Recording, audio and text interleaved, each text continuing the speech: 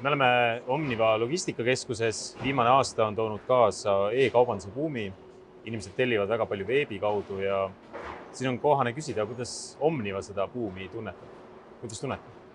Omniva kahtlemata on seda buumi tunnetanud ja tunnetab ka tänase päevani ja kindlasti see ka jätkub.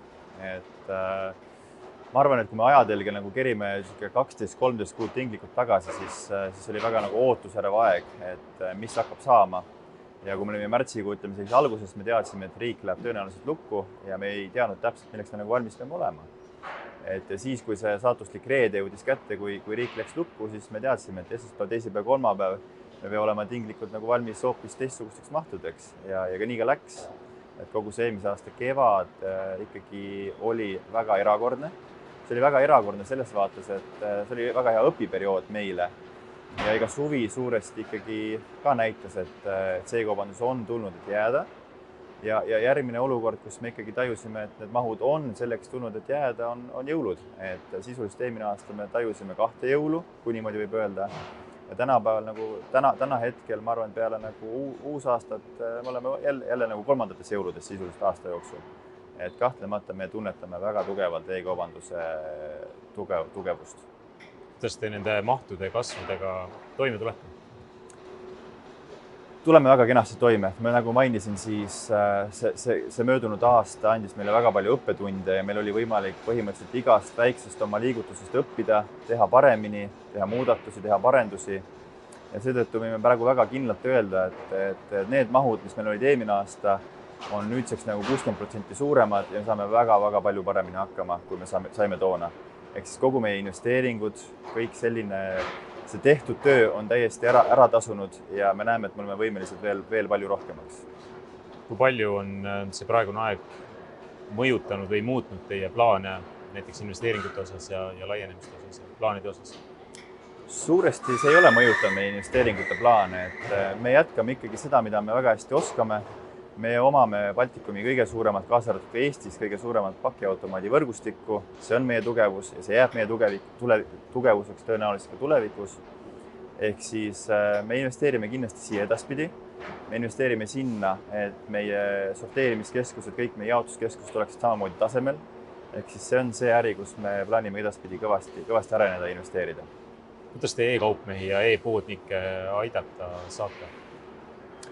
Me saamegi e-poodnikke tõenäoliselt aidata kõige rohkem oma teadmiste ja oma võrguga selles suhtes, et meie tugevus on olla tugev viimase tarne partner, viimase miili partner, ehk siis meie hoolitseme logistika eest ja kindlasti me saame olla ka know-how'ga kasuks kuidas oma e-pood kujundada, selles suhtes meil on siin kogemus olemas. Ja me saame olla nõuks ka turgude valikul, selles mõttes, et kui me räägime Eesti kaupmehest, siis me saame kindlasti soovitada, kas Läti-Leedu oleks tema jaoks näiteks mõistlik või mitte. Ehk siis see on see, kus meie tugevus hetkel on. Andke soovitusi mõnele e-poodnikule, kes tahaks ka sellest kiirest kasvust osa saada. Ma ütleks, et kõige esmasem soovitus oleks minul see, et iga e-pood sisuliselt viimase aasta jooksul sai näha, et kus on tema nõrgad ja tugevad küljed. Ehk siis kogu see ostuprotsess tõenäoliselt on igal e-poodnikul, ma loodan, üle vaadatud. Ja kindlasti ka see kaupmees, kellel e-poodi veel ei olnud, kindlasti ma arvan, kui ta ei ole seda veel teinud, siis ta tõenäoliselt teeb seda see aasta, eks.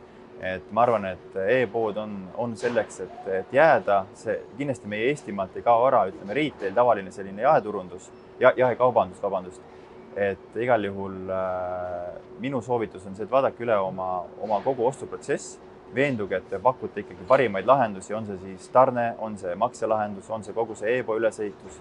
Ehk see on meie soovitus e-poodnikele. Kas see buum saab läbi ühel hetkel?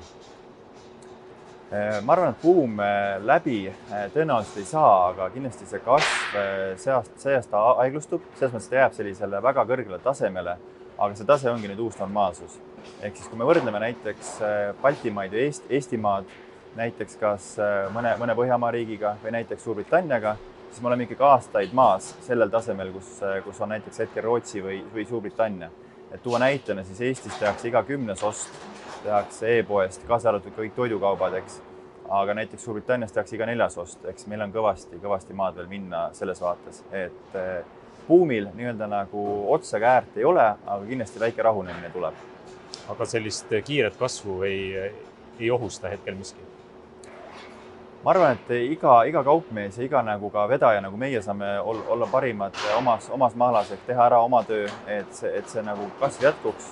Ja ma arvan, et võib-olla ainuke ohukoht kohalikel kaupmeestel on võib-olla neist suured tegijad, kes tulevad väljaspoolt kas Eestit või Baltikumi.